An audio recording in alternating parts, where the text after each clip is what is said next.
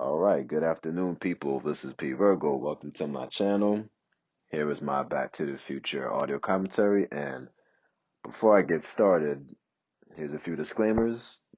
I don't have much at my disposal right now. All I have is a laptop and a headset. And also to add to that, I'm also on vacation. So I don't have the movie here with me. However, it's on Netflix, so you gotta watch it digitally. Okay, so also, what's there to be said about this movie that hasn't already been said? You know, one of the most popular movies is definitely in my top 10 movies of all time. It's a movie I grew up with. It's a movie I can always go to whenever I'm in a great mood or in a bad mood. This movie always makes me feel better, so I've also seen it hundreds of times over the years. So, I know like the back of my hand, so I figured why not start with this movie. So, and I'll also get into more as we go along. So, if you guys are on Netflix or you have a DVD, Blu-ray, or 4K, funny 4K, I was actually waiting to do this until the 4K movie came out, but I don't know when we're gonna see that. So set your timestamps and hit play right now. And here we have the old school Universal intro. Personally, I like the one better right after this. You can see that in Back to the Future 3.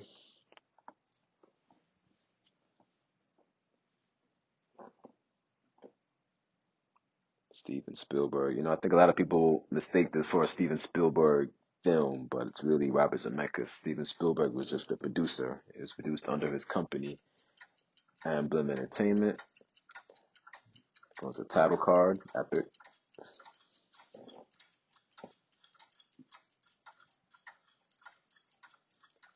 Michael J. Fox, the legend, Christopher Lloyd. Being that this is a movie about time, of course, what better way to start it with clocks? All types of clocks. Something very calming about the sound of all those clocks. Oh, see, there goes Doc, hang up the clock. I didn't notice that until like years later. I think another commentator pointed that out. And that's the thing about this movie. There is so much that you catch every time you watch it. There's always something new you may catch or something you may have missed. This movie is like extremely rewatchable. You know, Even sometimes I'll just movie so much. Sometimes I'll just have it playing in the background, and I could be doing something else. And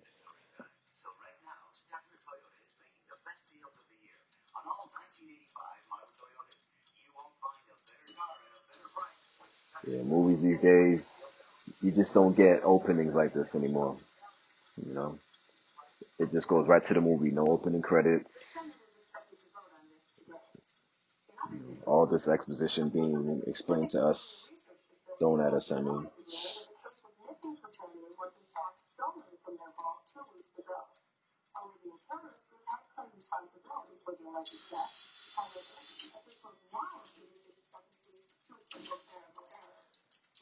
nope. I will pass on that toast.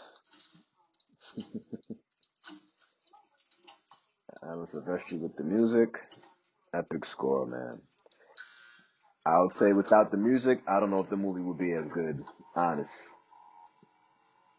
because this is people forget that this is a little movie. It's a small scale movie. It's very self-contained. So I think the music gives it that sense of adventure, that grandness.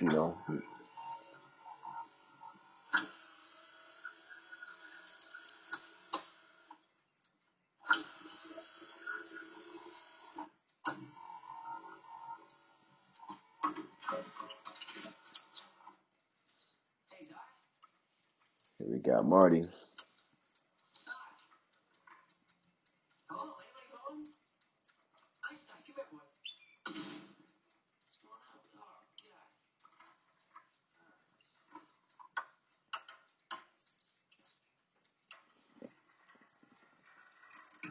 Yep, there goes the plutonium right under the bed.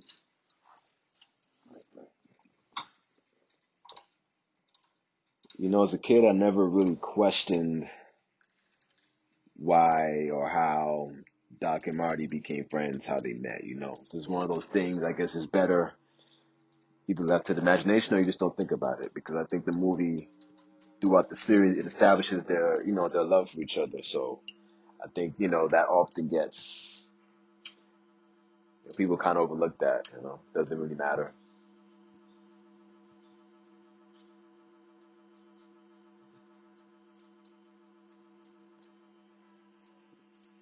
Yeah, you would think that he would know better.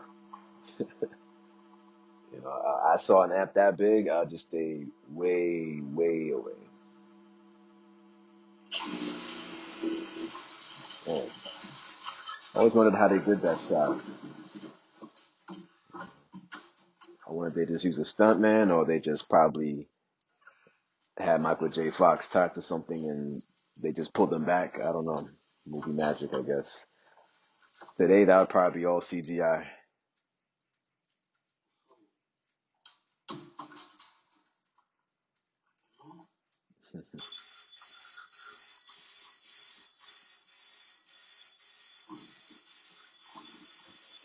Man, what a mess. I don't know how he can operate in that mess.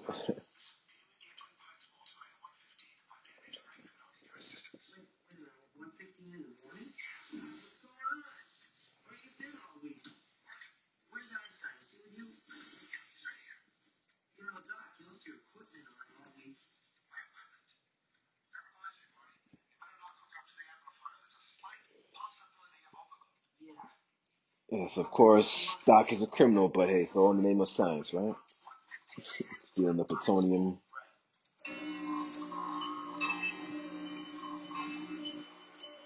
Yeah, that'll wake anybody up for sure.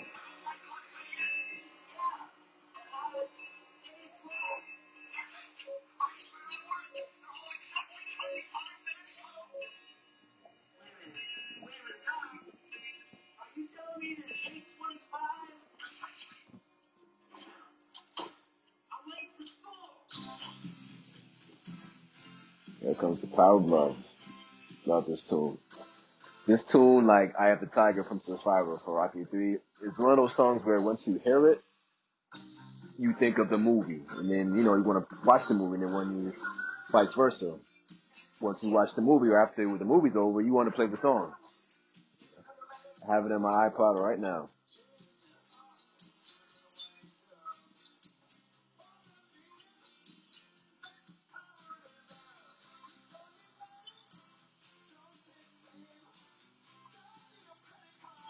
Yeah, I want to say more, but I'm kind of jamming to the song right now. The guy I'm doing an audio commentary. So what Marty's doing here, for the younger viewers or listeners, he's sketching.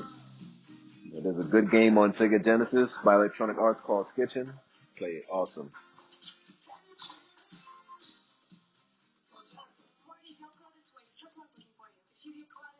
Jennifer Parker.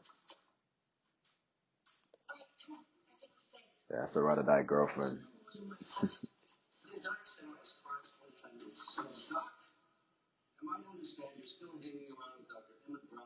It's Mr. Strickland.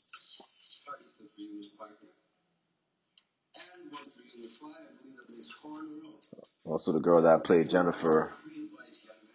I think Claudia Wells is her name. Yeah, it's a shame she never came back either.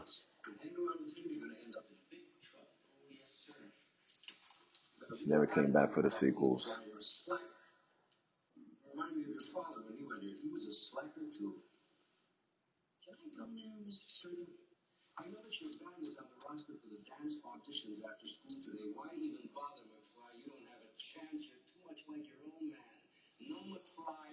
Oh yeah, these days in this PC climate, you can never have a principal say that to a student. That would be it for his job. This is the 80s.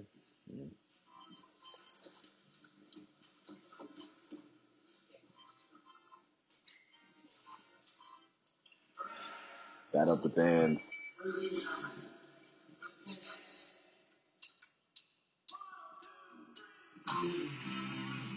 There's an addition of the power of love again. It's kind of cool how you have Huey Lewis, who sang the song, as a judge. Pretty much tell them that they're horrible at playing his song,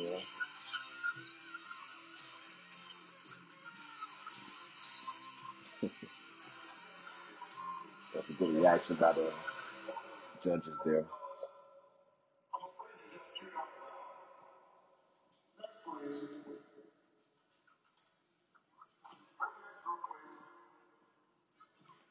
Yeah, he wouldn't have anything like that today. You know, all you have to do is just go on your MacBook, your laptop, or whatever device you're using, make music, upload to SoundCloud, and then let the people find you. You know.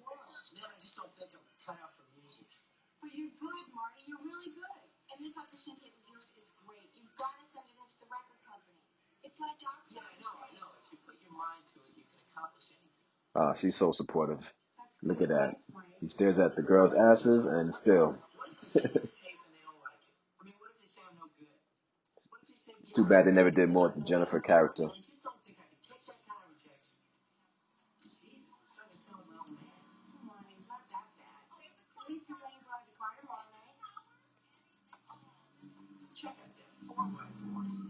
But I think she's pretty much just there to like make us care for Marty, you know,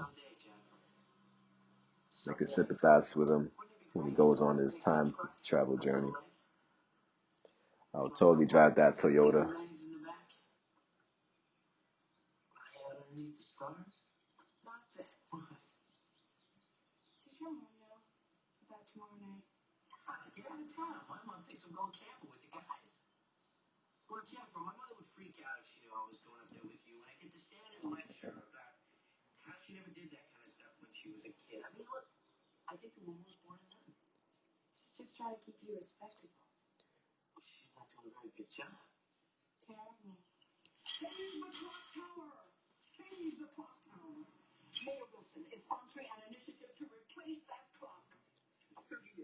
Yeah. I think this gag is funnier in Back to the Future 2 during the 2015 sequence, and you see that they still haven't fixed the clock tower.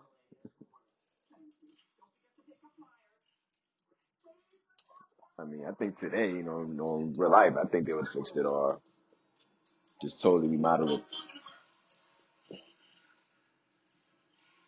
You know, but all this is like foreshadowing and exposition. Clock tower, lightning hitting the clock tower. You know, that's the genius of this movie. It just sets up everything.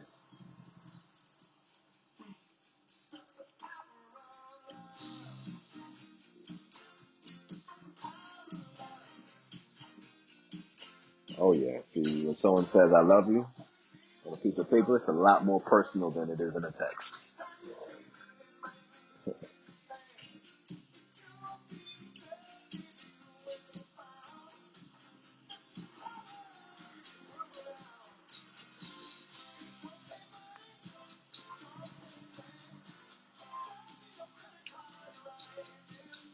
Love this song.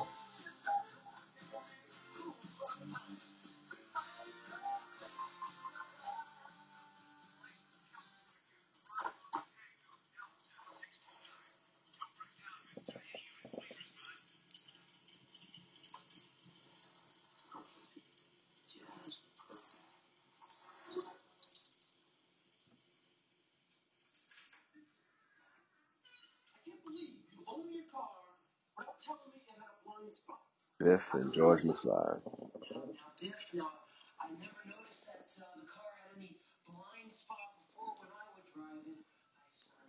You gotta give a lot of credit to Crispin Glover, who plays George McFly. He's just so good in this movie. It's a shame he never came back for the sequels. It's your car. Your insurance should pay for it. I don't know who's gonna pay this. I spilled beer all over when that car smashed into me. Who's gonna pay my cleaning bill? And where's my reports? Well, I haven't finished. Don't mind me, just snacking. Got my Jamba Juice. Some chips. Do you realize what would happen if I handed my reports in your handwriting? I'd get fired. You wouldn't want that to happen, would you? Would you? Of course. I always find it funny, like he kind of thought about it. I'll finish those reports on up tonight, and I'll run them on over first thing tomorrow, all right? Too early. I sleep in Saturday. McFly, your shoes are done. Don't be so gullible, McFly. Got the place fixed so nice on McFly. Car towed all the way to your house. Chocolate Krispies, one of my favorite cereals. Just a little product placement in the background. I always do that when I'm watching movies. I always look at like the product placement, ads, whatever.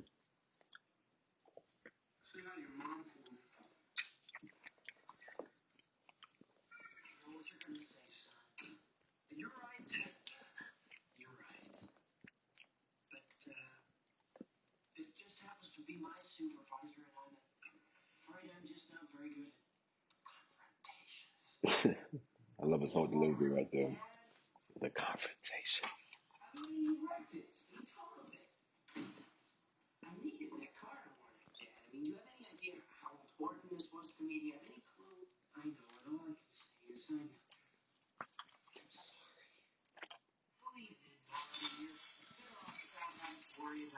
And it's also so cool that Crispin Glover is actually younger than Michael J. Fox, playing his father. No, that's just great acting, man.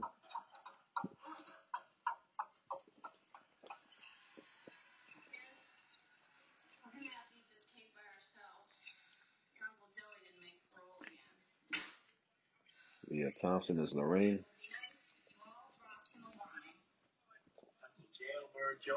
I think this is the one scene in all the Back to the Future movies where you get a scene with like Marty and his siblings all together. I mean, the sequels, they were never really much in the sequels, but I think in this movie they were just pretty much there's a plot device, with the whole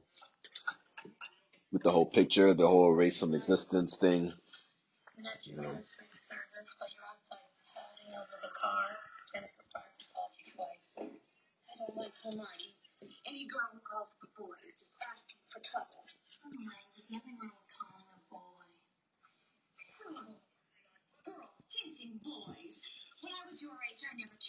Yeah, right. I think it adds more to the comedy when Marty goes back in time and sees that, sees super boy crazy. See, like I mentioned before, it's all set up in exposition.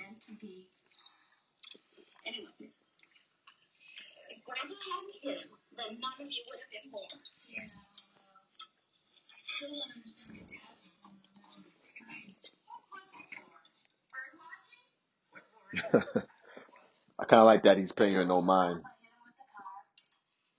as she's telling the story.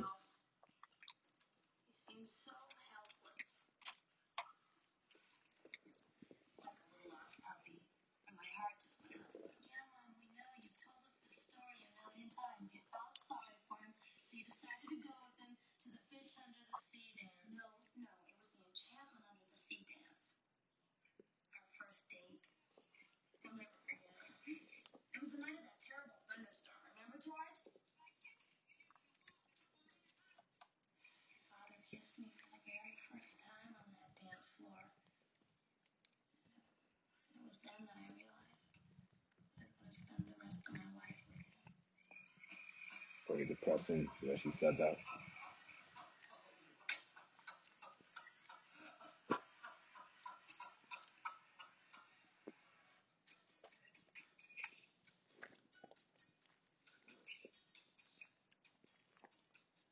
The Diet Pepsi free.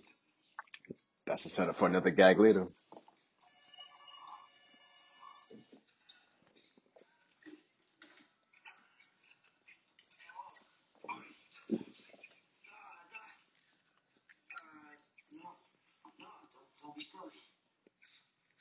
I don't get happy because he put their street clothes on.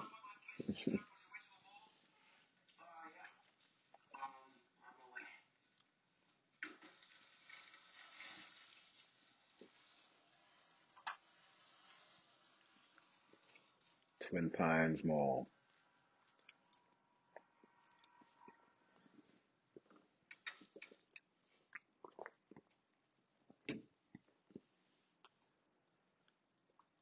Just nitpicking a little bit. Interesting how there's no like mall security there or anything.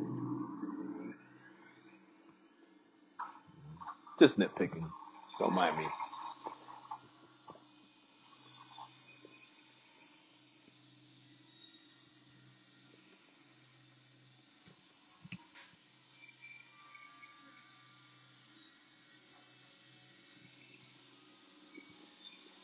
got to give credit to animal trainers on movie sets. How they get the animals to react at a certain scene.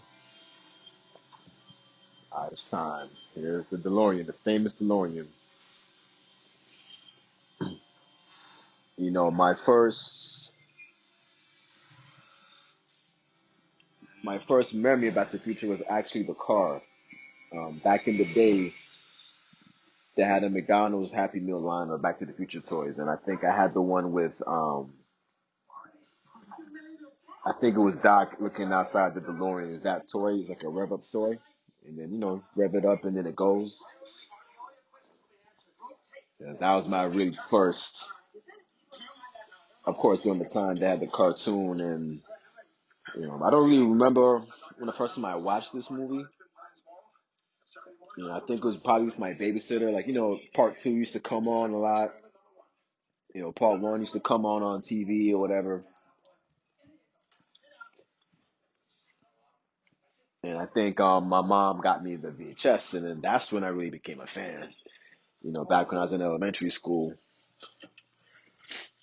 that's when I really, really, really got into this movie. Watched it in its entirety.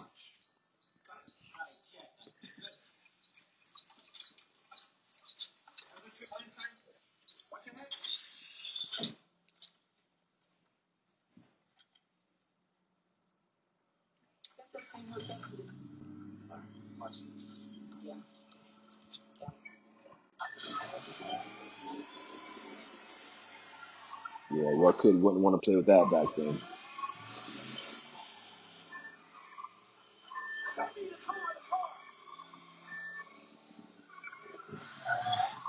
The camcorder that Marty is using, that JVC handheld camcorder, that thing became like a collectible now.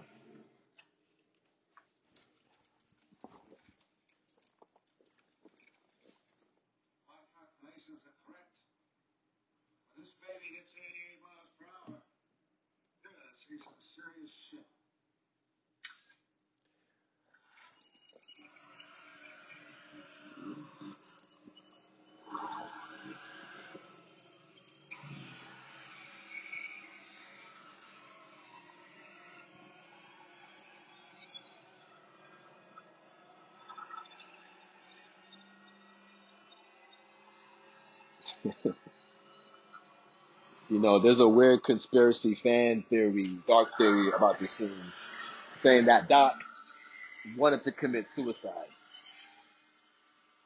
I always find that kind of thing. It's on YouTube. Check it out.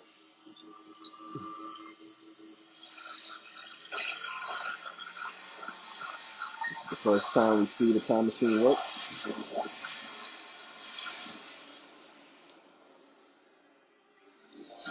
There goes that music.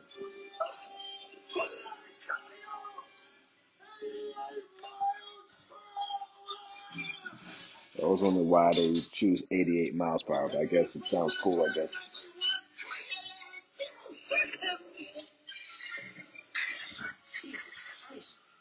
Jesus Christ, Doc, you disintegrated Einstein. Calm down, Marty. I didn't disintegrate anything. The molecular structure of Einstein and the car are completely intact. Where are they? The appropriate question is, where in the hell are they? You see, Einstein has just become the world's first time traveler. I sent him into the future. 1 minute into the future to be exact. Precisely. 1:21 a.m. and 0 seconds. We shall catch up with him in the time machine. Wait a minute, Doc. Are you telling me you built a time machine? I'm DeLorean? The way I see it, if you're going to build a time machine into a car, why not do it with some style? Besides, the stainless steel construction made the flux dispersal.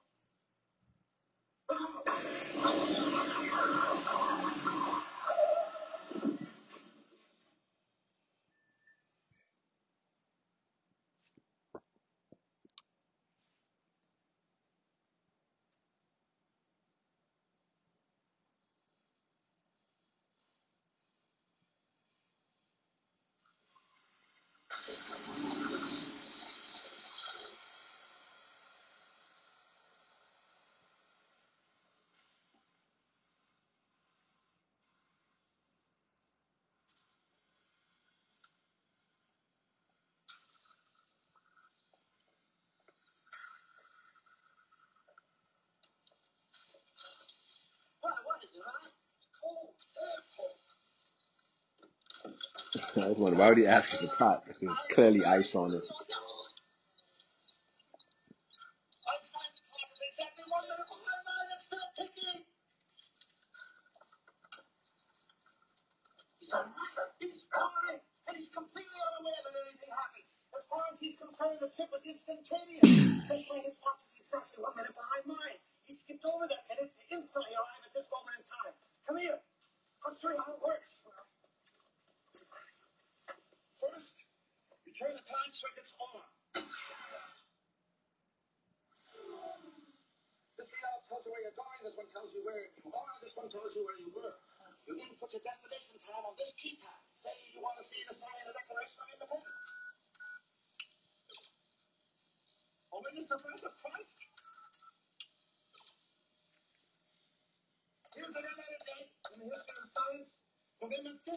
Here we go.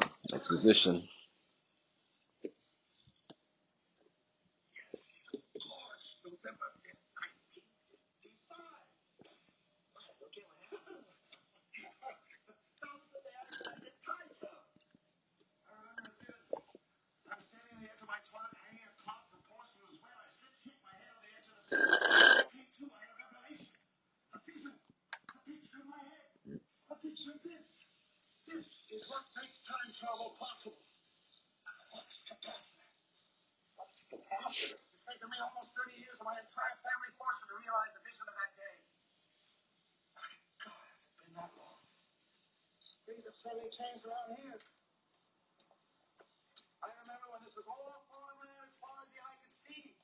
Wow, I just realized Doc is wearing high top Nikes, Air Force Ones.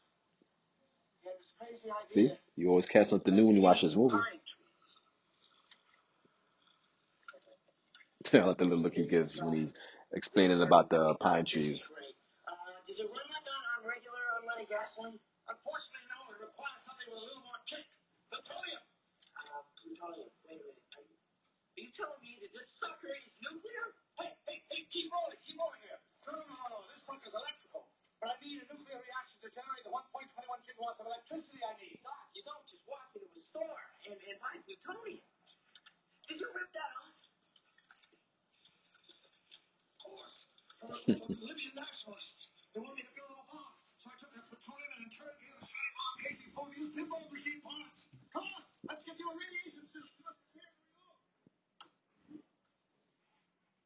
Yep, Doc is a criminal. Just saying, but in the name of science.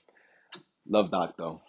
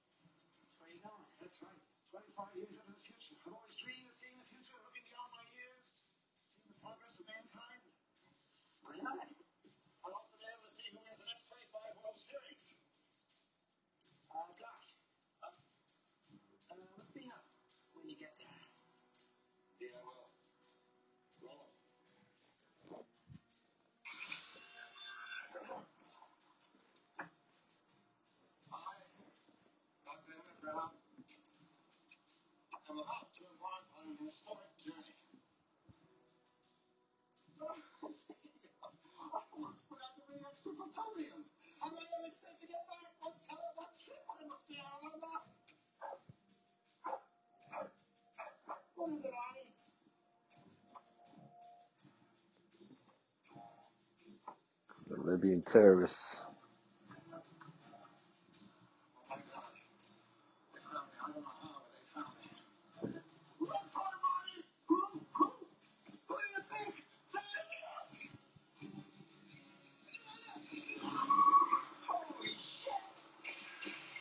You know, it's interesting with these PG rated movies from, I guess, the early 90s, 80s, and before.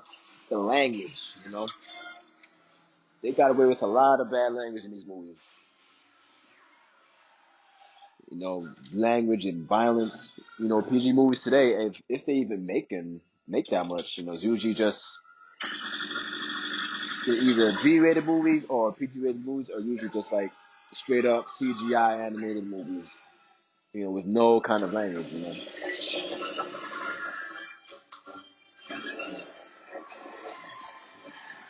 Even in like Beetlejuice, there's a scene where Beetlejuice uses the F bomb, and I always wondered like, how did they get away with that? How did they let that go? It's just the times, man. People are a lot more sensitive to what they're watching, what they're consuming.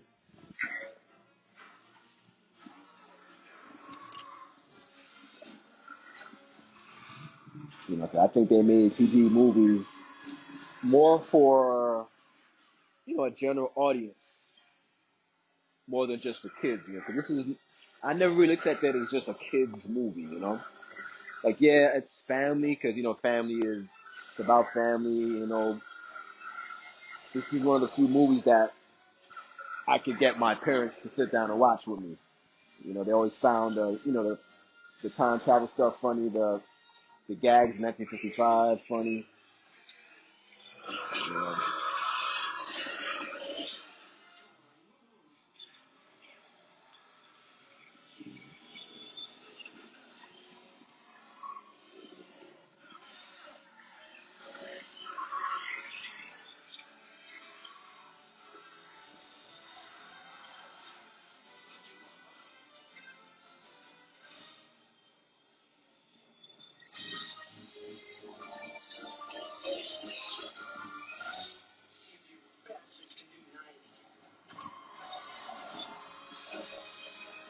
I guess with all that adrenaline pumping, Marty forgot that if you go above 88,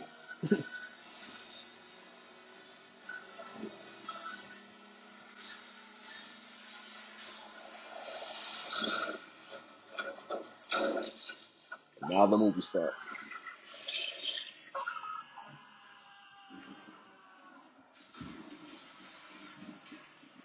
or the plot anyway.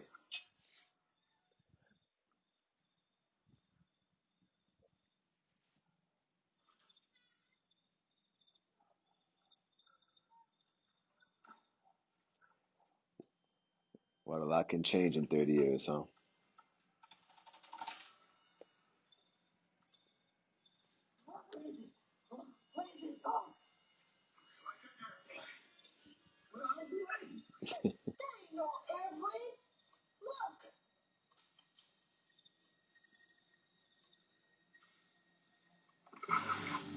So funny, the movie's title was almost called Spaceman from Pluto. Thank God. Thank God they didn't go with that damn name.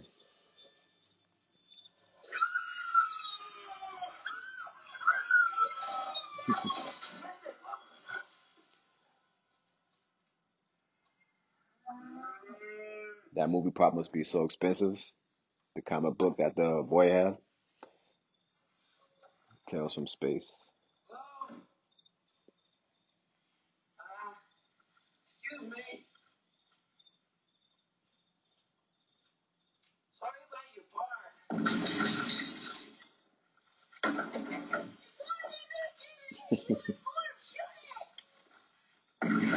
Yeah, I love the ignorance of these people right here.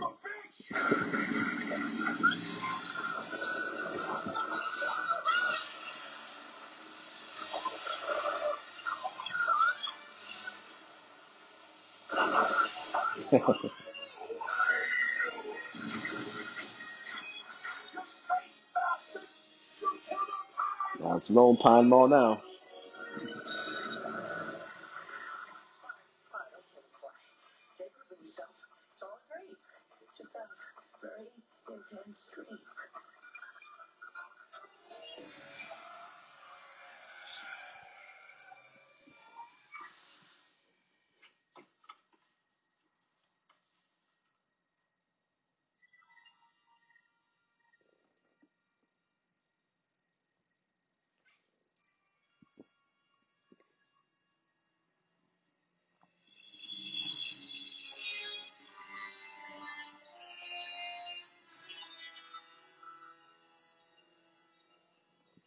Sees his home is not even created yet.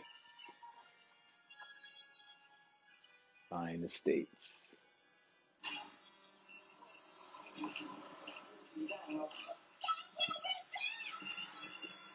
I like that it's taking him so long to realize that he's not in his time.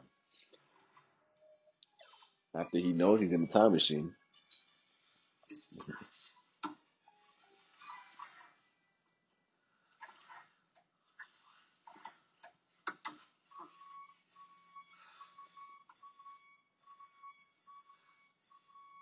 Out of plutonium.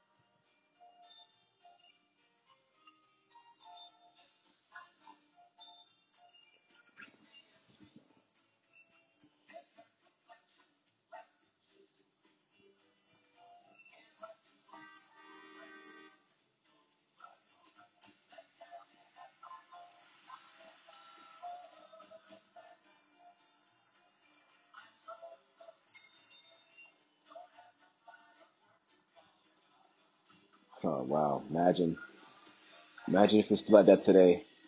You go to the gas station and you have a guy check your oil, do your windshield, tires, gas. It's all do it yourself these days. Well, at least where I'm at in New York. I know some states, especially New Jersey, they still pump your gas for you.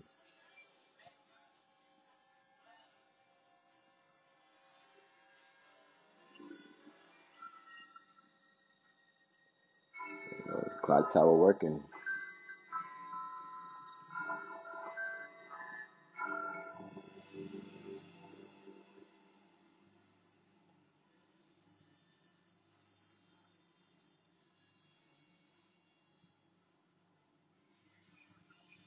Got to get up to the production value here. You know, really recreating the 50s. Feels like you're actually there, you know. You know, all this is probably shot on the back lot. Or it is shot on the back lot, just saying. Also, if you've ever seen Gremlins, you'll realize this is the same set. And I never noticed that until somebody pointed it out, you know. Movie magic.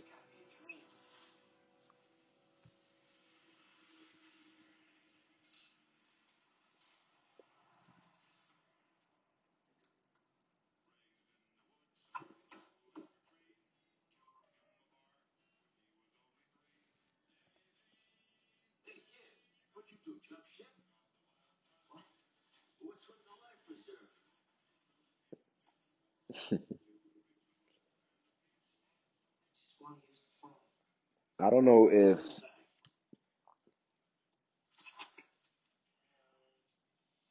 I don't know if those were a fashion trend before the 80s, but the life preserver vests, they're definitely in style now.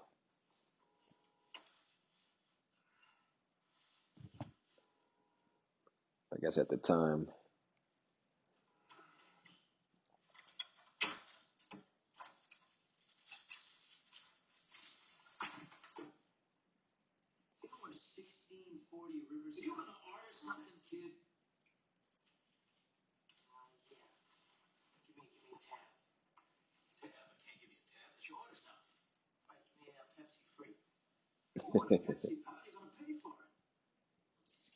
As a kid, I didn't get all these jokes right here.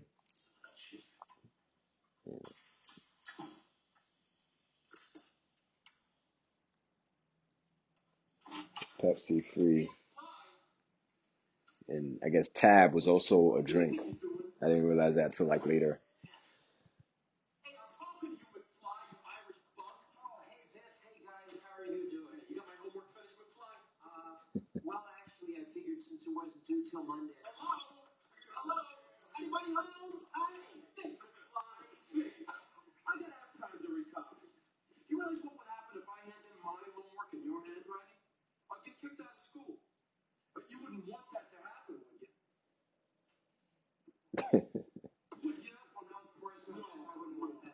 I always find it funny how it's the same exact interaction that George and Biff had in 1955 that they had early in the movie back in 1985.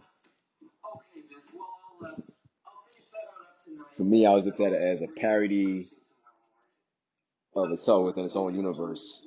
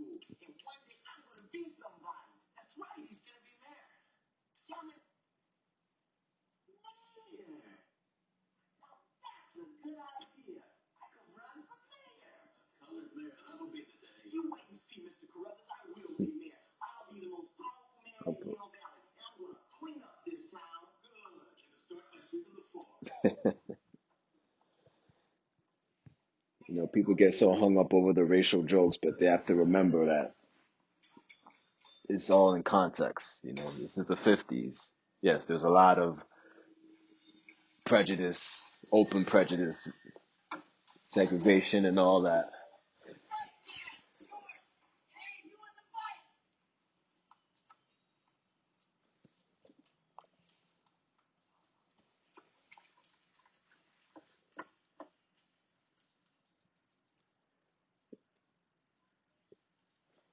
It's hard to watch this scene in this location and not think of Teen Wolf, because I think this is I think they said this is the same exact location where they shot Michael J. Fox's character Scott Howard's house.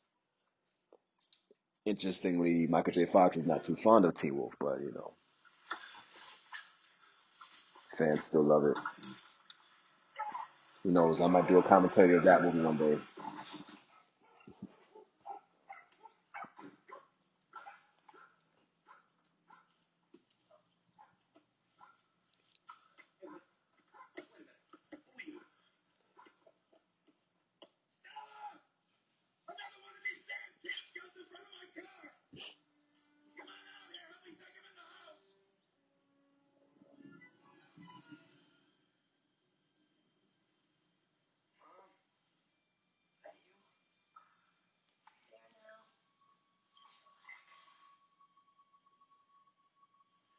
Asleep for almost 9 hours now.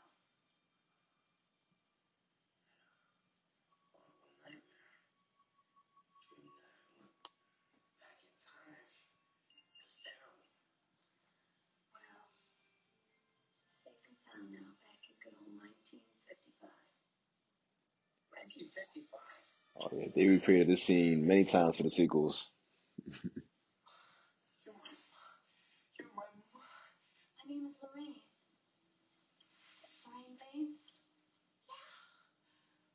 But you're so thin. Just relax, Calvin. You got a big bruise on your head. What? Where are my pants? Over there. Yeah, Lorraine was the creep of all creeps, I've never seen purple. female creeps. Why do you keep calling me Calvin? That is your name, isn't it? Calvin Klein? It's written all over your underwear.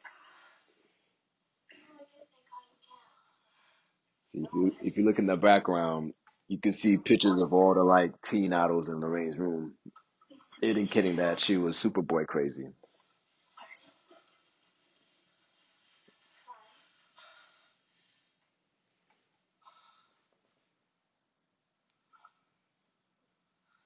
you mind if I sit here?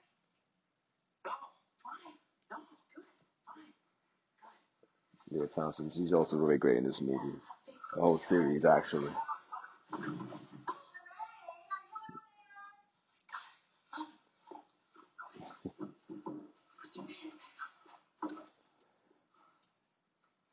Oh yeah, the sneaky, promiscuous boy crazy girls. We've all met them.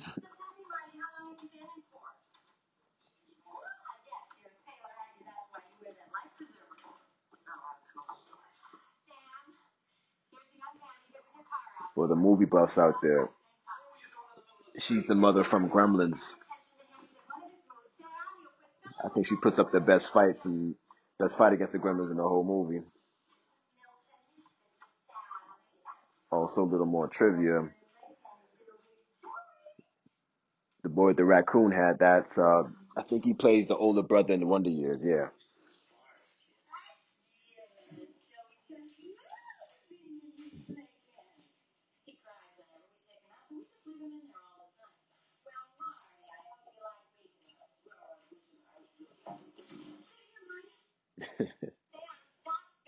Oh, Lorraine, she's so thirsty.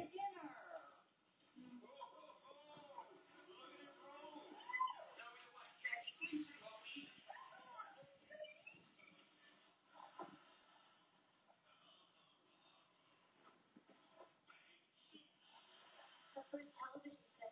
Dad just picked it up today. Do you have a television? Yeah, we have 2 of them. Wow. You must be rich. He's teasing, Having 2 TVs make you rich. And growing up, I think we had a TV in every room, so I've always felt guilty when that joke came on. I've seen this one. This is a classic. This is where Ralph dresses up as a man from space. You've seen this. It's brand new. Yeah, well, I saw it on a rerun. It's a rerun. You'll find out. Why do you look so familiar to me? Do I know your mother? Today, we don't just have reruns, we have streaming, YouTube, Hulu. We have all these sites. It's so much content today. It's mind-boggling, you know. Even for someone as young as me, you know, I'm as old as the movie. Yeah, I don't hide my age, you know. We all adults here. No need to hide our ages, but you know, I still remember a time where you still had to like wait for something to come on, you know. With Marty's parents out of town, don't you think you ought to spend the night? I mean, after all, Dad almost killed him with the car. That's true, Marty. I think maybe you should spend the night. I think you're a responsibility. Well, gee, I don't know. And you could sleep in my room. I should go. Thanks very much. It was wonderful. You were all great. See you all later. Much later. He's a very strange young man. He's an idiot. Milk at the dinner table.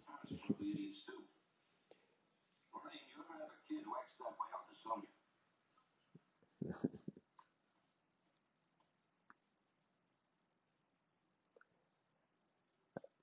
I guess in the future they don't see much of their grandparents. You know, so little things like that let you kind of know how Lorraine ended up how she ended up.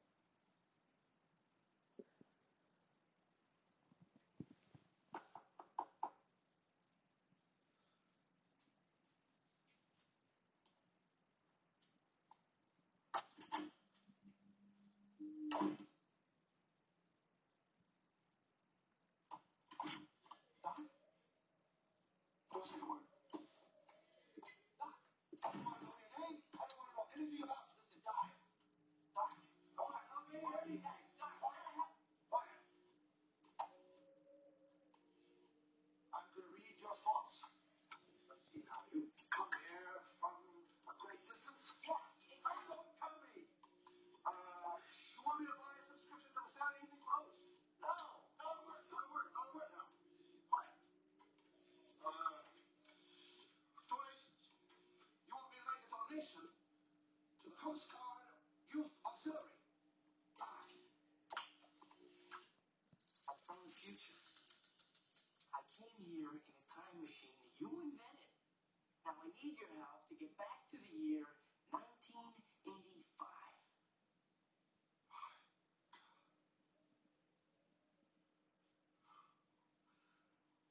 Do you know what this means?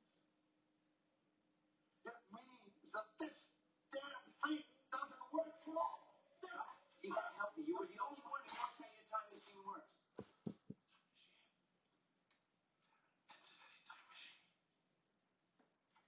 Okay, all right, I'll prove it to you. Look at my driver's license. Expires 1987.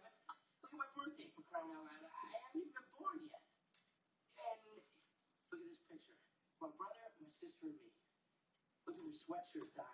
Class of 1984. Class of '84. I always find it interesting because Michael J. Fox was actually in a movie called Class of '84. Good cult movie. Check it out. Who's president of the United States in 1985? Ronald Reagan. Ronald Reagan. And who's vice president? Jerry Lewis. I suppose Jay Lyman is the first lady. Well, wait, Doc. Yeah, I had no idea Ronald Reagan was an actor until I saw this movie.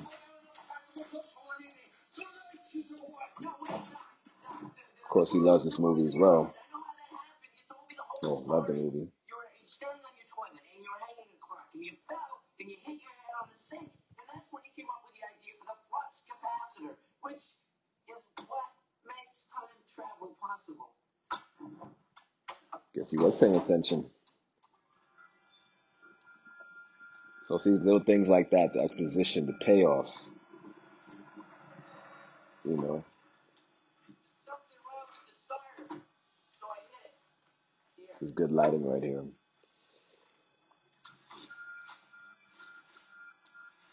Great photography. After I fell off my toilet, I do this. Flux capacitor.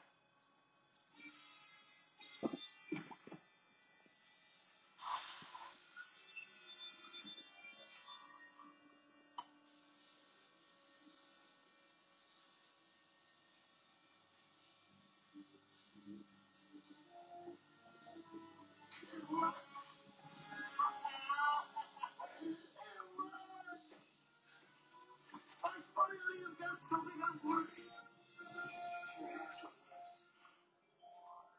Now we gotta sneak this back to our laboratory. We gotta get you home. Yeah, Doc, this is it. Never mind that. That's me. Look at me. I'm old man. I'm not never around. I'm standing here on the parking lot. Thank God I still got my hair. And what am I supposed to stay wearing? Well, this is radiation suit. Radiation suit? Of course. Because all the fallout from the atomic wars. This is truly amazing. A portable television studio. No wonder your president has to be an actor. He's got to look good on television. Oh, this is it. This is the part coming up, Doc.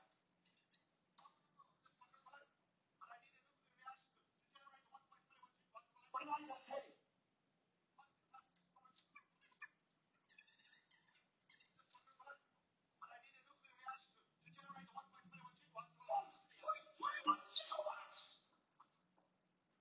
How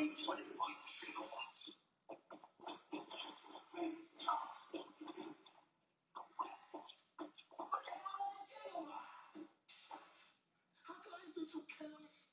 1.21 gigawatts. How am I going to generate that kind of power? It can't be done. Can't. All we need is a little Little plutonium. I'm sure that in 1985, plutonium was available in every corner drugstore, but in 1955, it's a little hard to come by. Marty, I'm sorry, but I'm afraid you're stuck here. Well, I'm stuck here. I can't be stuck here. I got a life in 1985. I got a girl. Is she pretty? Always like that. Is she pretty? Crazy about me. Yes. Look what you wrote here, Doc. That says it all. Doc, my only hope. Marty, I'm sorry.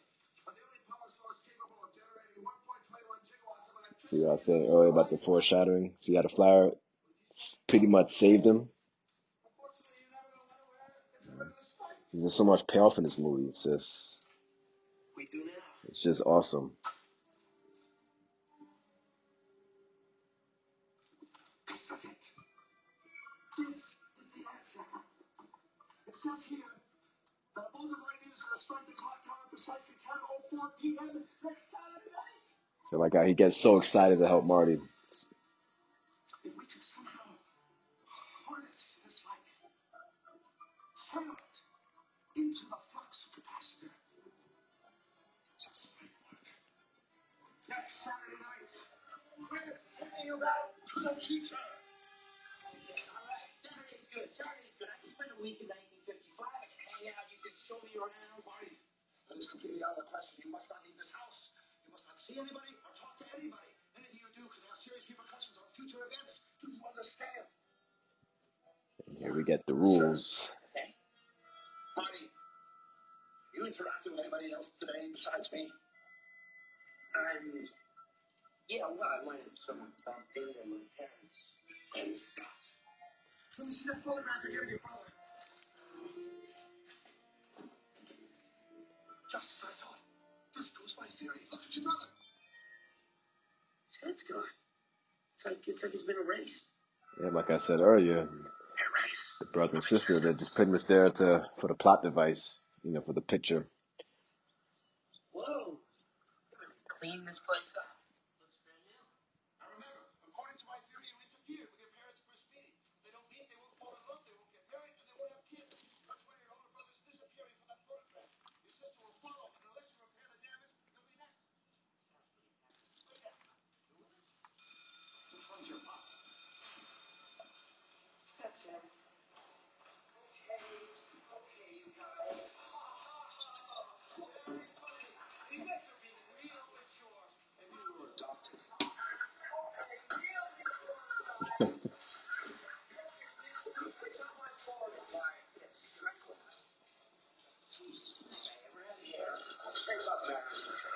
You're a slacker. Do you want to be a slacker for the rest of your life? But if your mother ever seen that? No, Doc, no. I guess you felt sorry for him because your dad hit him with the car. He hit me with the car.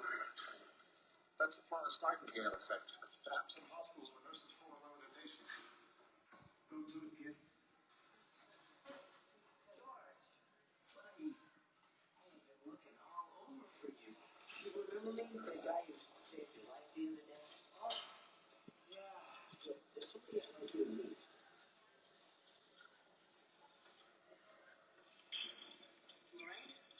Sorry guys, forgot I was doing a commentary. I just love this movie so much, I just ended up just watching it instead of doing a commentary. I've been so worried about you ever since you ran off the other night. Are you okay? Sorry.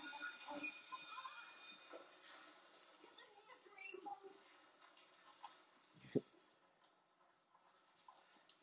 Doc, she didn't even look at him. This is more serious than I thought. Apparently your mother is amorously infatuated with you instead of your father. Whoa, wait a minute. Doc, are you trying to tell me that my mother has got the hots for me? Precisely. Whoa, this is heavy. There's that word again. Heavy. Why are things so heavy in the future? Is there a problem with the Earth's gravitational pull? What? The only way you're going to get those two to successfully mate is if they are alone together. So you've got to get your father and mother to interact in some sort of social. What, me like a date? What? What are kids do in the 50s? They're your parents. You must know them. What are their common interests? What do they like to do together?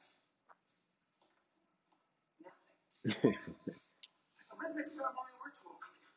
Of course, the enchantment under the sea dance. They're supposed to go to this. That's why they kiss for the first time. All right, kid. You stick to your father like glue and make sure he takes you to that dance. All right. Buddy. That girl I introduced you to. See, I like this scene right here. This is where you find out that Marty and George are more alike. Or at least when Marty finds out that he's more like his father than he realized. Which obviously I think was the basis of the writer. I guess he found a yearbook with his father, and I guess he questioned himself, well, would me and my father be friends if we were both in high school? So I think that was like the nucleus of what got the movie started.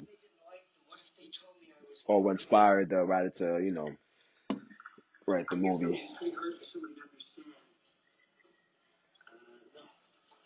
No, not hard at all. Yeah, I like those little scenes like that. Rain. So much heart in this movie.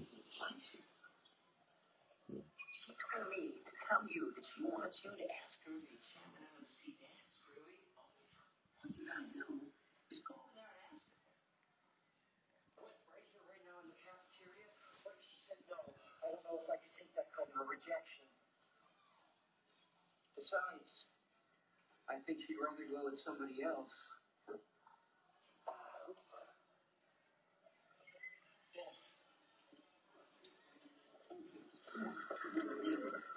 You want. You know you want me to give it to you. Shut your filthy mouth. I'm not that kind of girl. Ooh. Well, maybe you are. You just don't know it yet. Get your meat hooks off of me. You heard it. She said, get your meat hooks. Me Too movement. Woman says, get off, you better get off.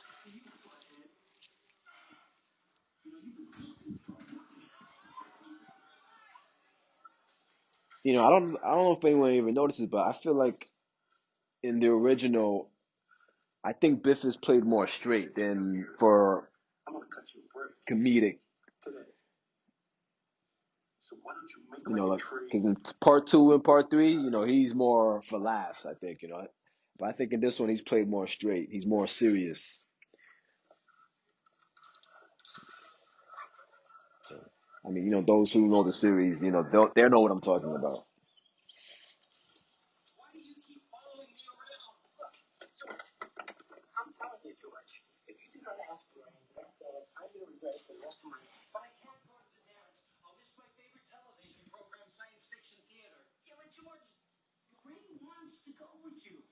Give her a break. Look, I'm just not ready to ask Lorraine out to the dance. And not you or anybody else on this planet is going to make me change my mind.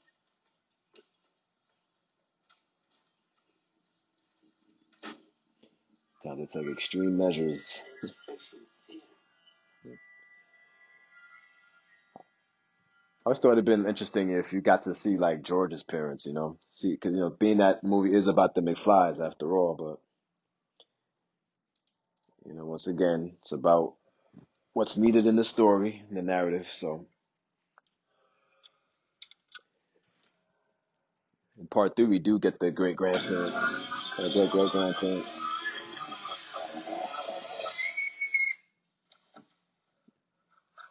Who are you?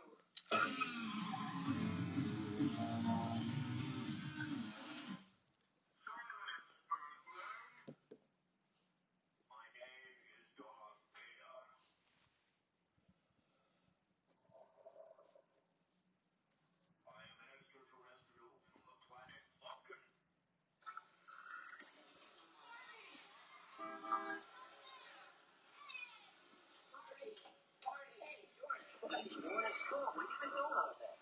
I overslept. Look, I need your help. I have to ask Lorraine out, but I don't know how to do it. All right, okay, listen, keep your pants on. She's over in the cafe.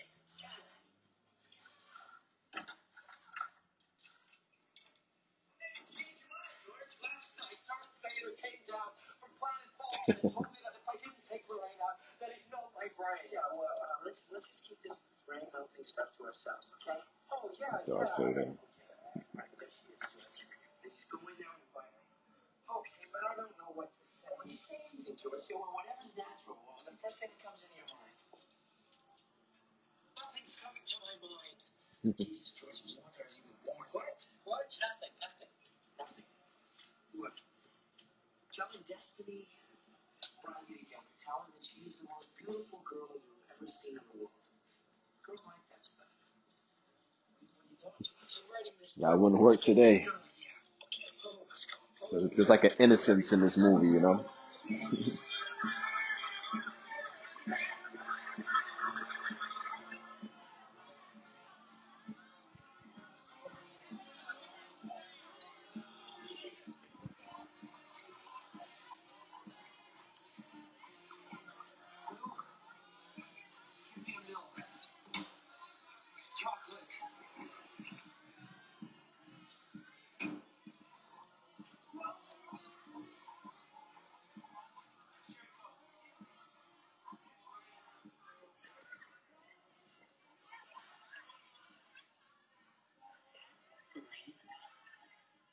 density has brought me to you.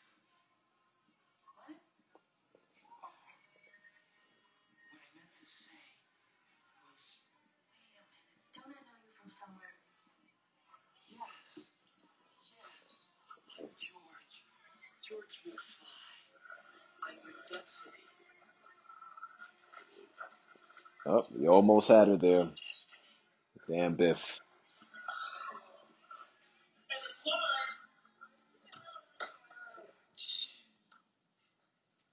I thought I told you never coming. How much it's gonna cost? How much money you got on you? Well, how much you want? You know, this is really George McFly's movie in terms of like character development. You know, because he's the one who has to overcome his low self-esteem. He's the one who changes. He goes through those changes in the movie. You know, Calvin Klein. Oh my God, it's a dream.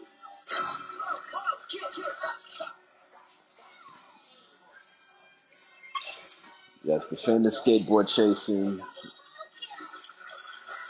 which was recreated in part 2 and 3.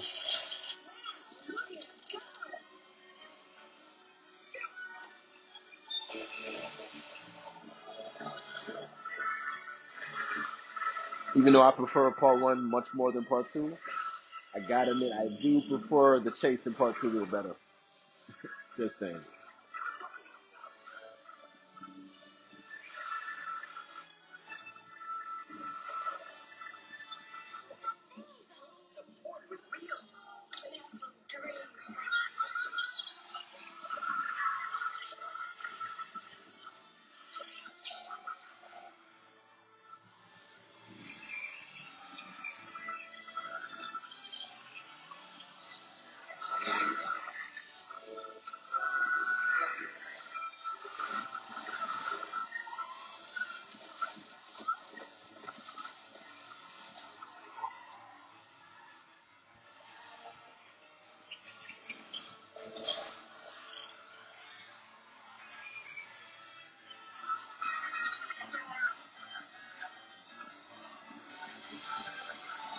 There's the start of the manure gag.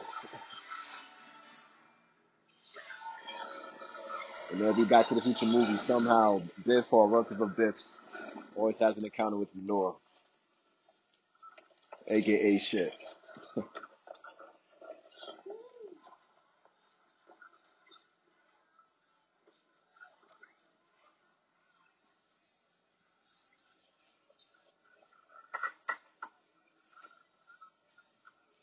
Thanks a lot, kid. I'm gonna get that son of a bitch. What's he got? I don't know, but I'm gonna find out.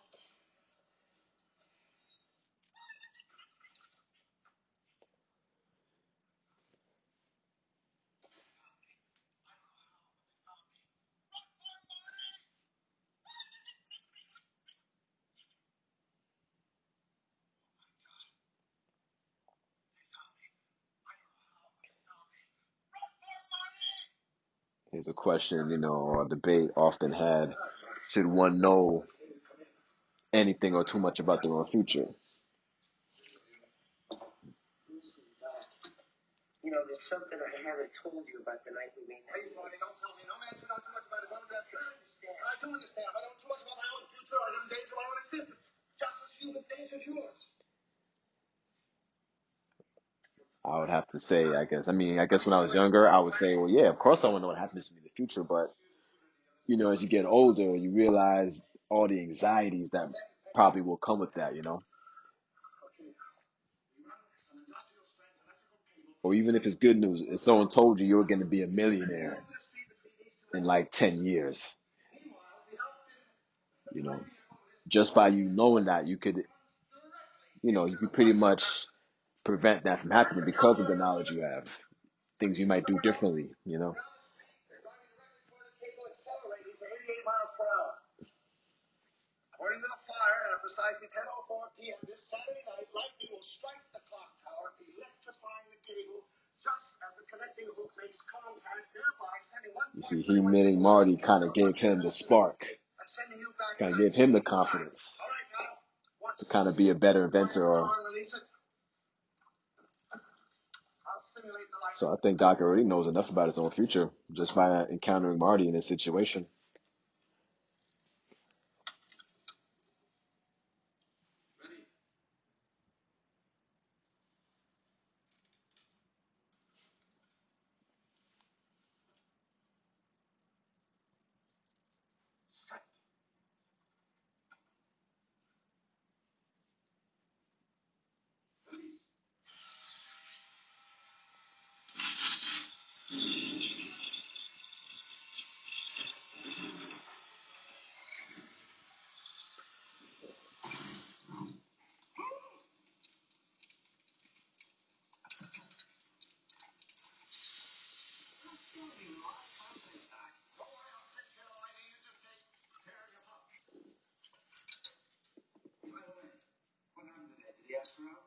I think so. What did she say?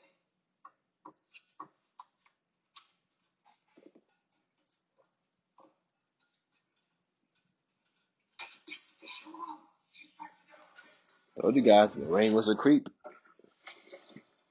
Stalker.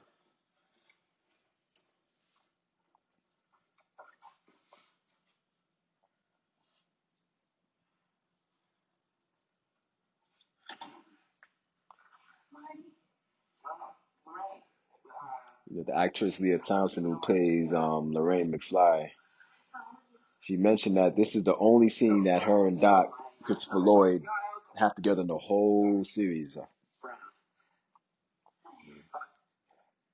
Kind of interesting, you know, you work on a movie with somebody for years, but you only have like one scene together. I was kind of wondering if you would ask me to the enchantment under the sea dance on Saturday. You mean nobody's asked you? No, not yet. I love her in this scene. She's awesome. What about George? George McFly? Oh, he's kind of cute and all, but not.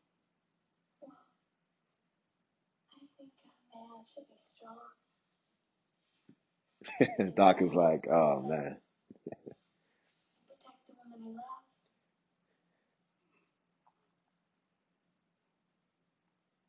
Don't you? I still don't understand. How am I supposed to go to the dance with her if she's already going to the dance with you? Because George, she wants to go with you. She just doesn't know it yet. That's why we got to show her that you, George McFly, are a fighter. You're somebody who's going to stand up for yourself. Somebody who's going to protect her. Yeah, but I've never picked a fight in my entire life. Look, you're not going to be picking a fight, Dad. Daddy-O. You're coming to a rescue, right? Okay, let's go over the plan again. 8:55. Where are you going to be? I'm going to be. If you watch this scene closely, you can see one of Marty's shirt pockets is tucked in one shot, and then another shot, it's tucked out. Well, because George, nice girls get angry when guys take advantage of them. Oh, you mean you're going to go touch her on No, George. But it's just an act, right? Okay, so 9 o'clock, you're strolling through the parking lot. You see us struggling in the car. You walk up, you open the door, and you say, "You're mine, George." Oh, hey, you, get your damn hands off her. You really think I ought to swear? Yes, definitely. God damn it, George, swear. Okay, so now, you come up, you punch me in the stomach, I'm out for the count, right? And you and Lorraine live happily ever after. Well, you make it sound so easy. I wish I wasn't so scared. George, there's nothing to be scared of. All it takes is a little self-confidence. You know, if you put your mind to it, you can accomplish anything.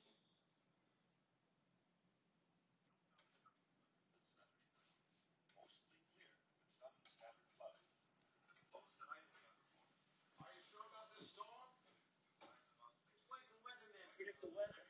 Let alone the future. You know, Marty, I'm going to be very sad to see you go. You've really made a difference in my life. You've given me something to shoot for. Just one. And I want to be around to see 1985. Then I'm going to succeed in this. Then I'm going to have a chance to travel through time. In recent times, people always discuss, Marty not having a character arc in the original movie. Which they have a valid point, but I've always looked at it as Marty. He's us. He's the audience. You know what I mean? I've always looked at it like maybe that's how it's supposed to be. He's the one who stays the same, and everyone around him changes. I always kind of saw that as maybe that's the that's part of the comedy. So that's why in part 2 and 3 they gave him the whole, you know, I'm not, don't call me chicken line, which I never really cared for. But I get why they had to do it. You know, part 2 and 3 they feel like yes, it's the sequels, but they feel like they have a different tones to me. They're more like spectacle. They're more like more zany. This movie just kind of just stands on its own. Part 2 is this constant action adventure. This movie is a lot of things. It's family movie. You can argue that it's a family movie. It's adventure. It's coming of age. It's science fiction. You can also call it a teen movie, a 50s movie, or time period piece movie. At least for me.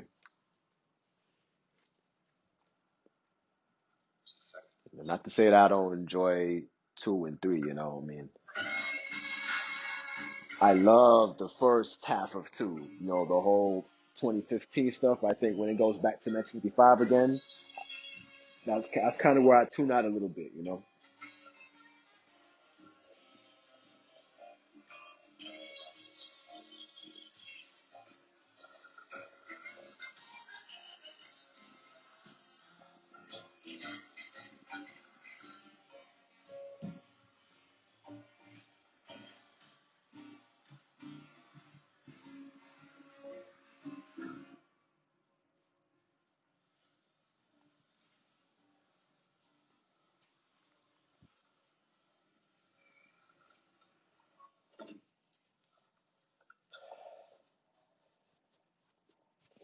Do you mind if we park for a while? Great idea. I'd love to park. Marty, I'm almost 18 years old. It's not like I've never parked before. What? Marty, you seem so nervous. Is something wrong? No. No. All right. She got the blues.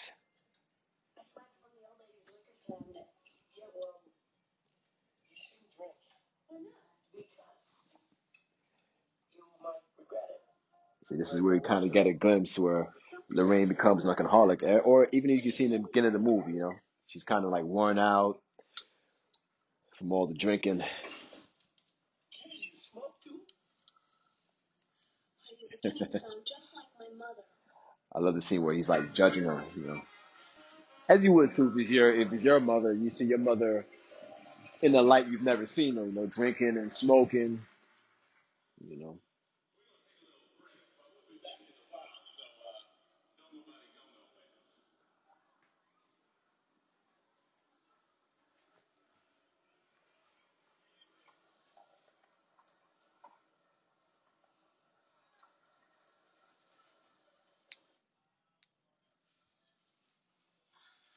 Marty, why are you so nervous?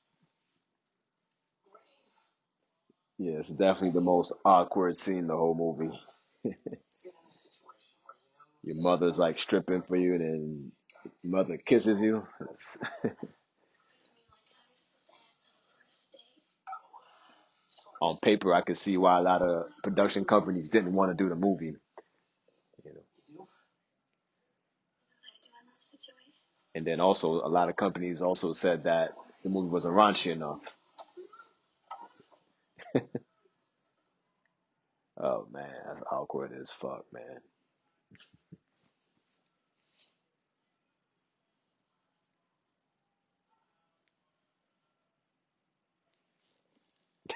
So, I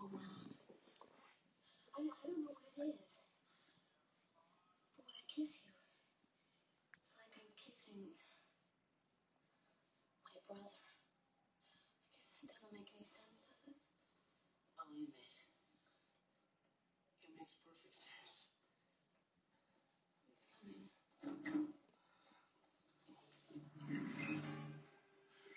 You cost $300 damage to my car, you son of a bitch. There you go with the language, you know. This is a PG rated movie. I just wouldn't fly today. And look at what we have here. Sit right here with me. Come on, take him back, all right? I'll be right there. Oh yeah, attempted rape. Yeah, you couldn't put this in a movie today, or a PG rated movie anyway, or a movie intended for general audiences. You know, That's when that's not my hand. What the hell are you doing in my car? Hey, beat it, spook. This don't concern you. Spook and Peckerwood. Hey, listen, guys. Look, I don't want to mess with no reefer addicts, okay? I didn't understand years later that like spook and Peckerwood were like derogatory terms, racial derogatory terms. You know, that's what happens when you watch a movie when you're young. You know,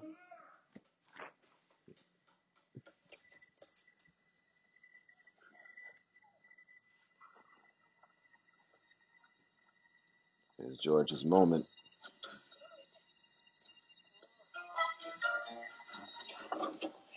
Hey, you. Get your damn hands up. Oh, I think you got the wrong code to fly.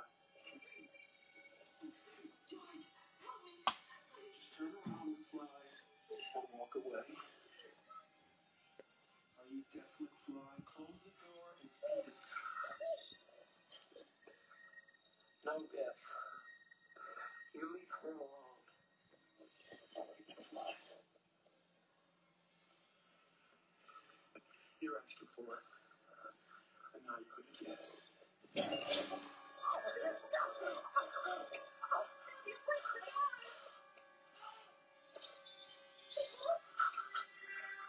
Here we go.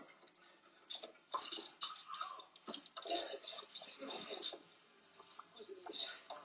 Yes. What's the left?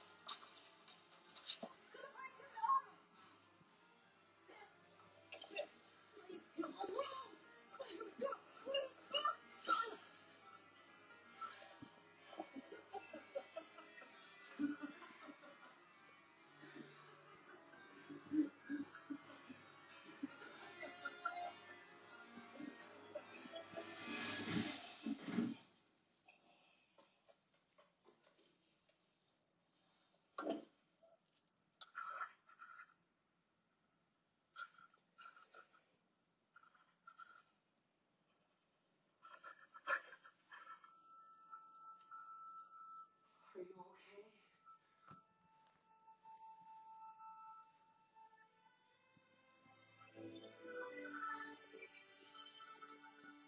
Of that music. Who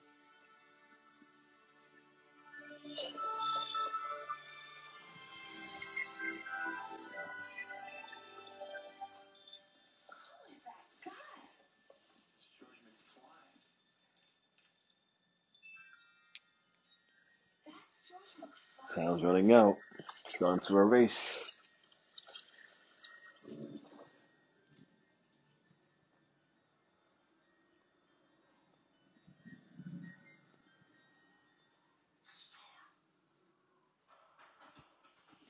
Hey, guys, you gotta get back in there and finish this dance. Hey, man, look at Marvin's hand. He can't play with his hand like that. We can't play without him. Yeah, well, look, Marvin, you gotta play. See, that's why they kiss for the first time on the dance floor. And if there's no music, they can't dance. If they can't dance, they can't kiss. If they can't kiss, they can't fall in love and have history. Hey, man, dance is over. Unless you know somebody else that can play the guitar.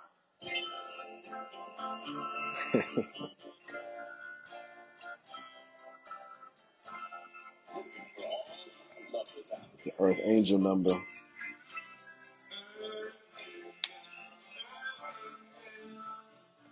Yeah, watching this movie in elementary school introduced me to a lot of good 50s music.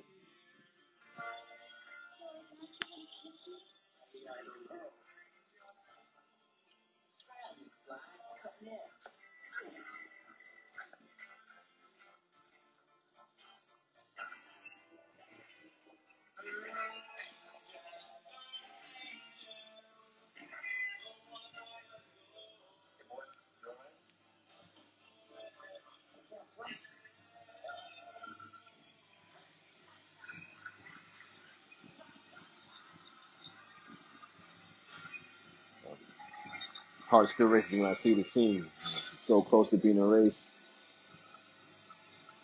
George has to get his confidence.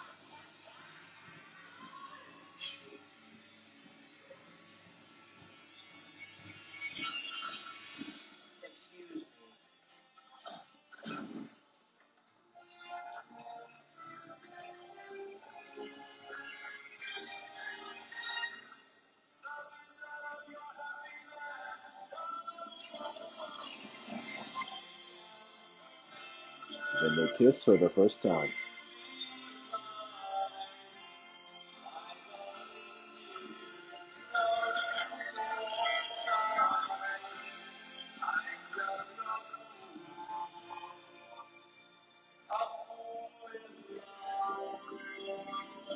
I always figure like Marty being the youngest of the siblings, wouldn't he be the first to be erased?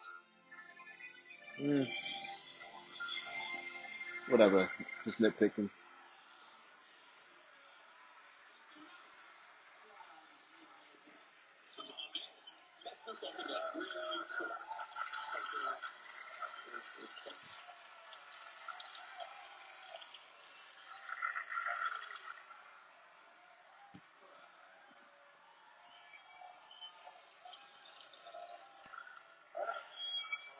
Well, here's the payoff, boy. I think it's more for comedic value here, where he finally gets to play in front of people. You pay attention early in the movie. Watch me for the changes and try to keep up, okay?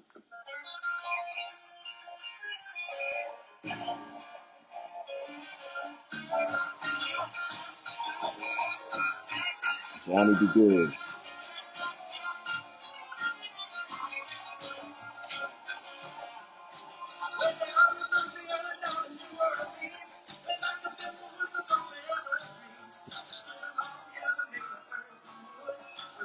Yeah, I always knew, no way that's Michael J. Fox singing. I always thought it's funny how in the ending credits, they credit the song to Marty McFly.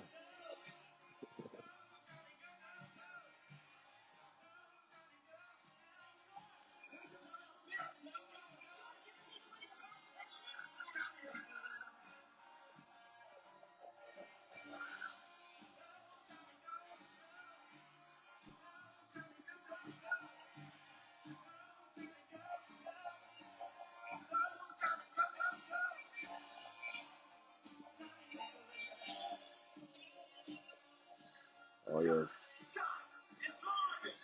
Here's the controversial.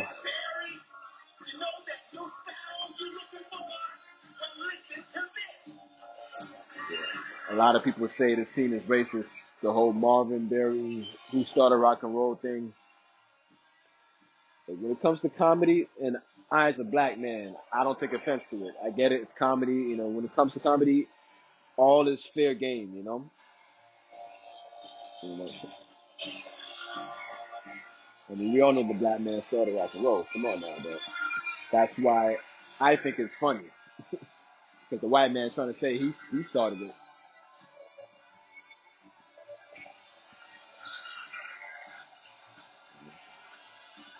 White man steals everything.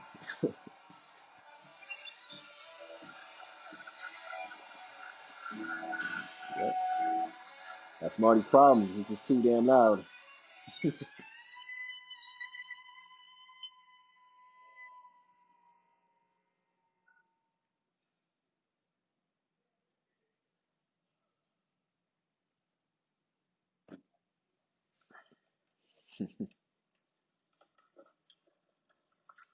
Guess you guys aren't ready for that yet. I love the way he's just looking at the guitar like, what the hell? But your kids are gonna like it.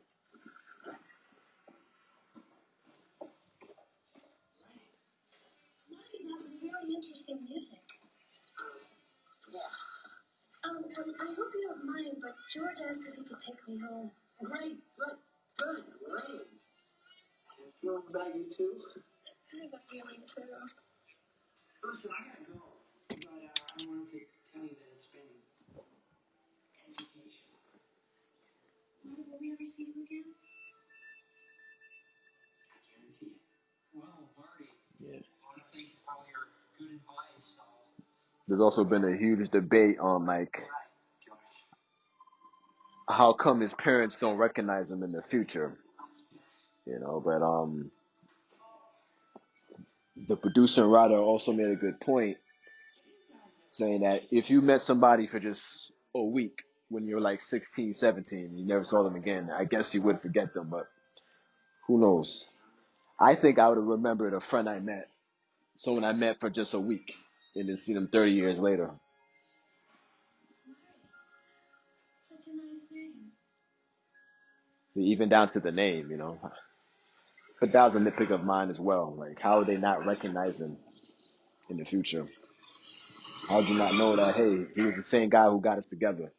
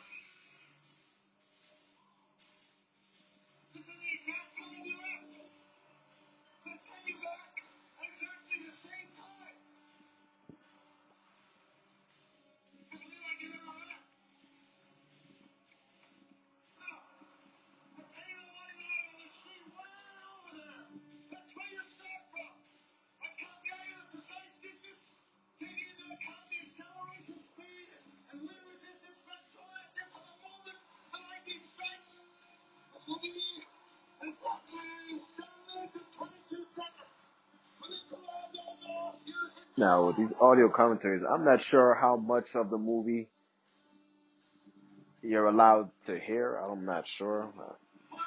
I guess we'll find out after I post it.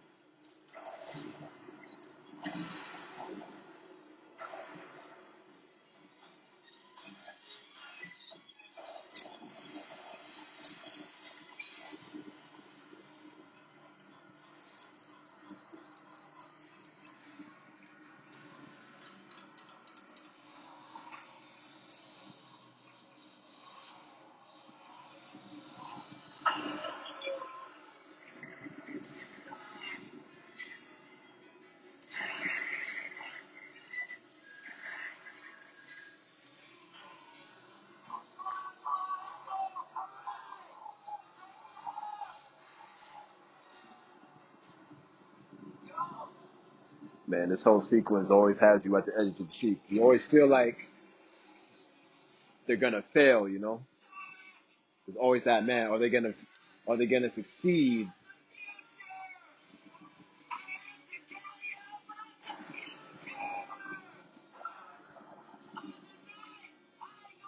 You know, they always come so close.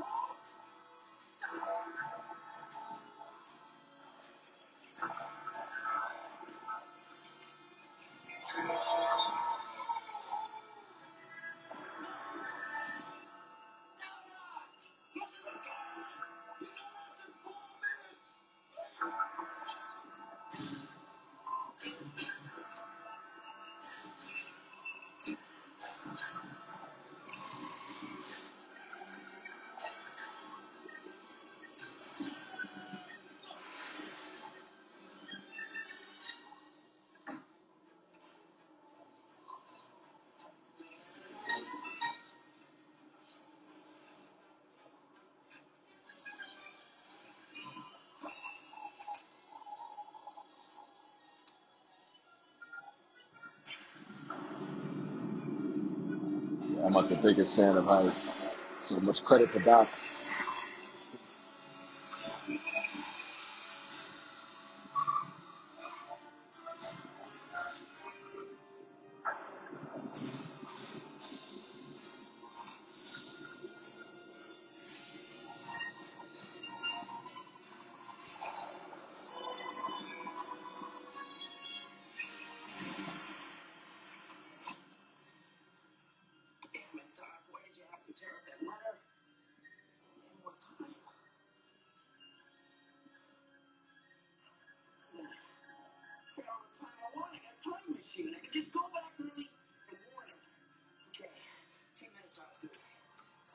10 minutes, I would have made it 20.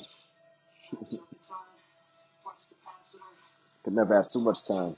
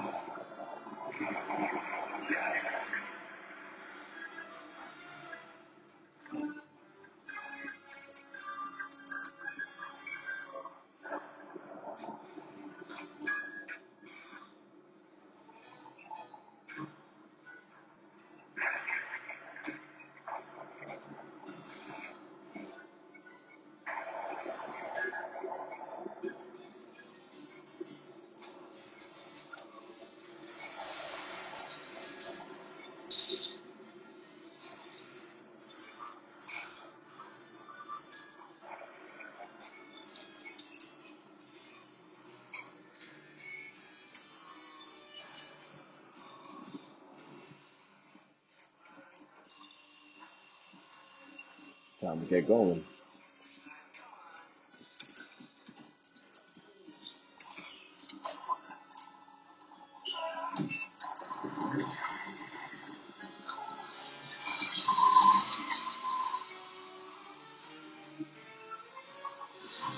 Like I was saying earlier, the music plays such a big role. Makes it feel like a much bigger movie than it is, you know?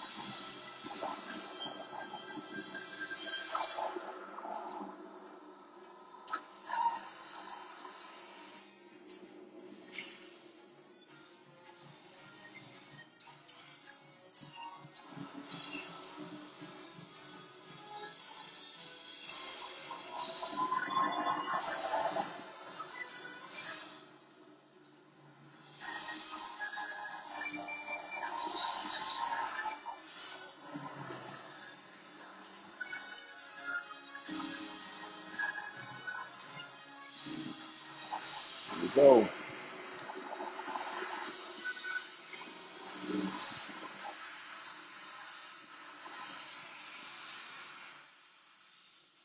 Always love that shot with the flaming streaks.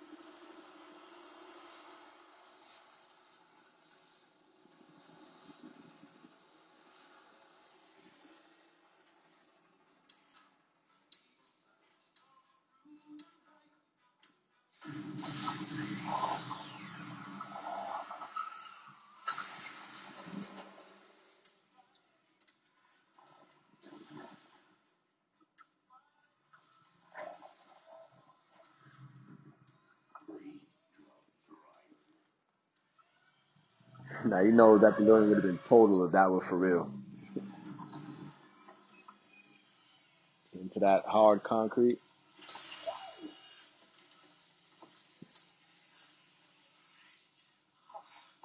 Brett, it was great. Everything looks great. 124. I still got time. I'll be back. No. No, not again.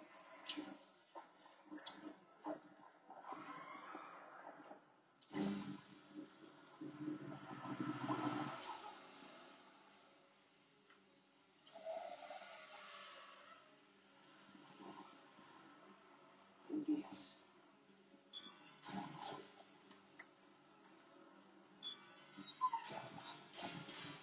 Oh man, it used to bug me out. I feel like, don't leave the car unattended.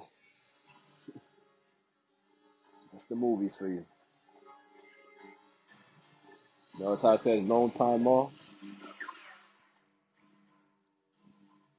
The little things that change.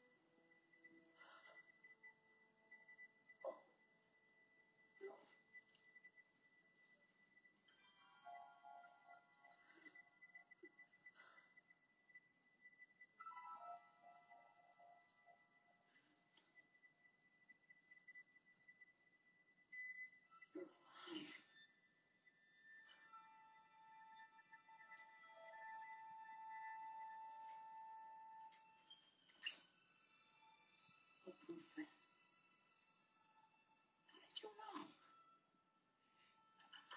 I got a chance to tell you.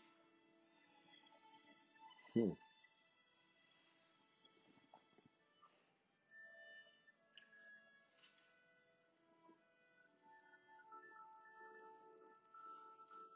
that talk about screwing up future events.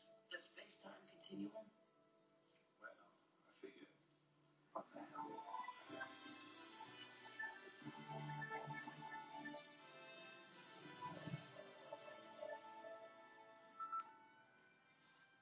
So how far ahead are you going? About 30 years. Should I phone number. Look me up when you get there, all right? Guess I'll be about 47. I will. Take care. You too. Oh, boy, thanks. Oh, I know what's that rematch for you? It's a little bumpy. Too bad.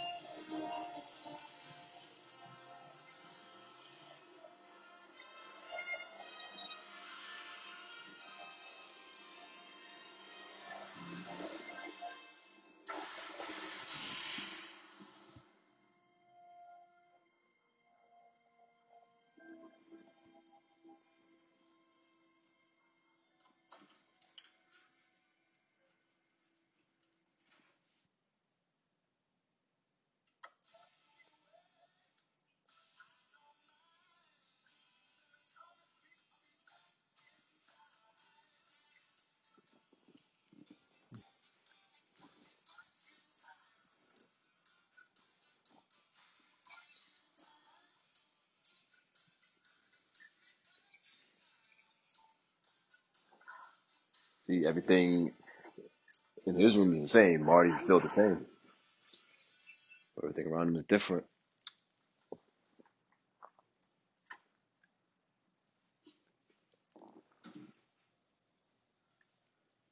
Hey, Papa calls me. Tell me we're going to take late tonight. Linda, first of all, I'm not your answering service. Second of all, somebody named Greg or Craig called you just a little while ago. Well, which one was it, Greg or Craig? I don't know. I can't keep up with all of your boyfriends.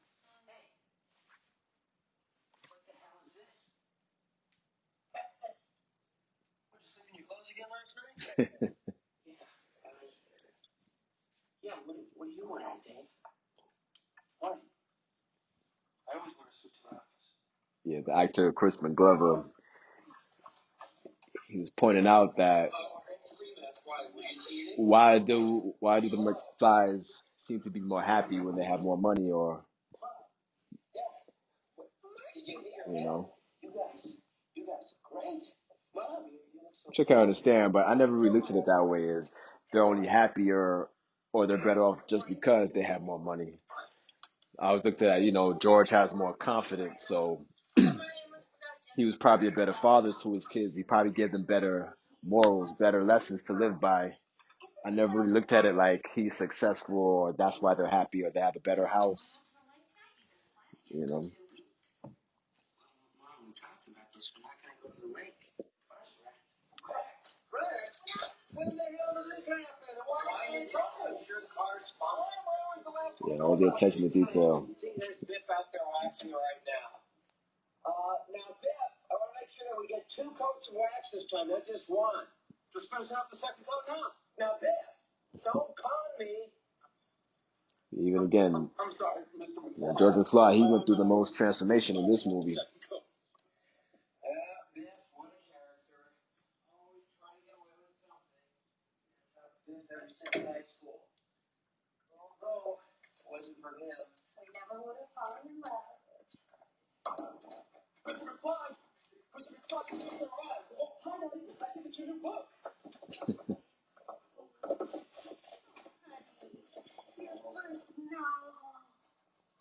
It goes the payoff. Put your mind to it, you can accomplish anything.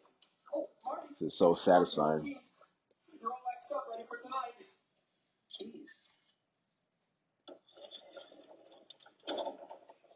But with all these movies, Marty is never in his time.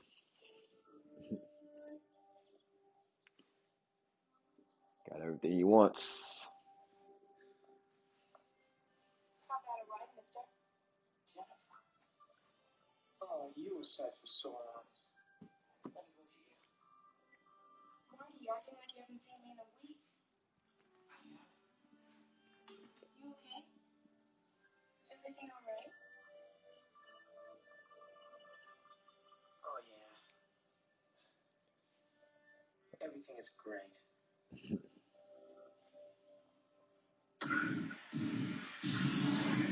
According to the director, there was never meant to be a sequel.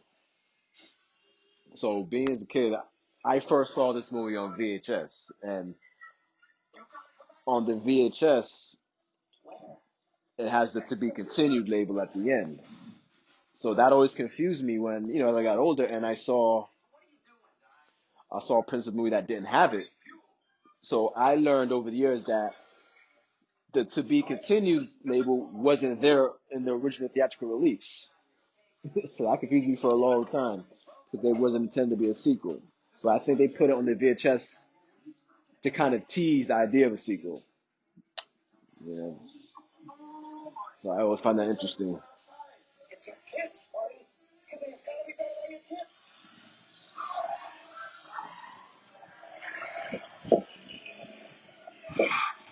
Hey, Doc, we better back up. We don't have enough road to get up to 88. Are they going? Where we're going, we We don't need roads. Classic ending. First time you see the car fly.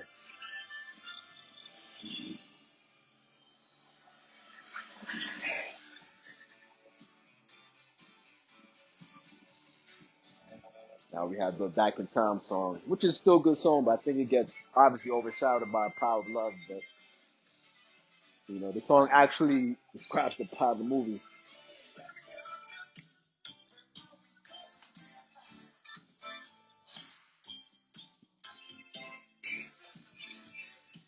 Yeah, man. This movie, I can watch the movie over and over and over. Who knows? I might do another commentary. Maybe when it comes out on 4K.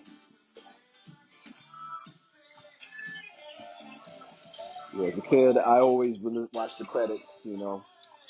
Not always for like the crew, but just to hear the movie music or hear like the credits of the song so I can go find them later.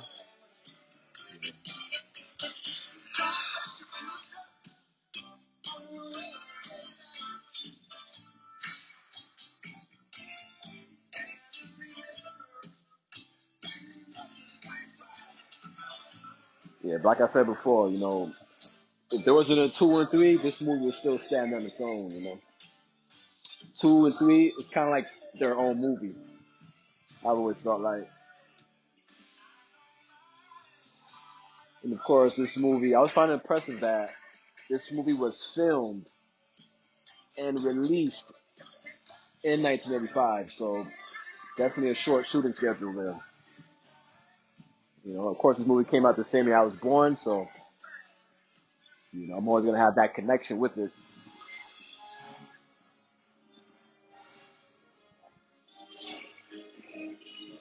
So George Allen Silvestri score again.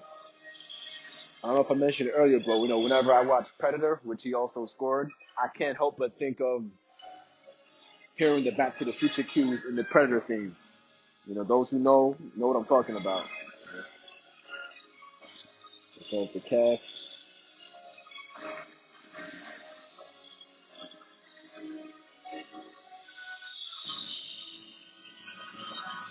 Yeah, in this movie you don't really see too much of Biff's gang. In part 2 and 3, they obviously have bigger roles. Biff has a bigger role in general in 2 and 3. A lot of people say that Biff is their favorite thing in the movie. You go through the actor Thomas Wilson who plays Biff, he plays the most characters.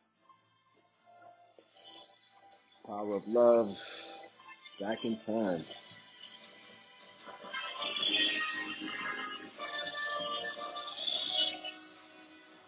Well, guys, there was my commentary. It was a lot for me to do this. These are a lot harder than I thought.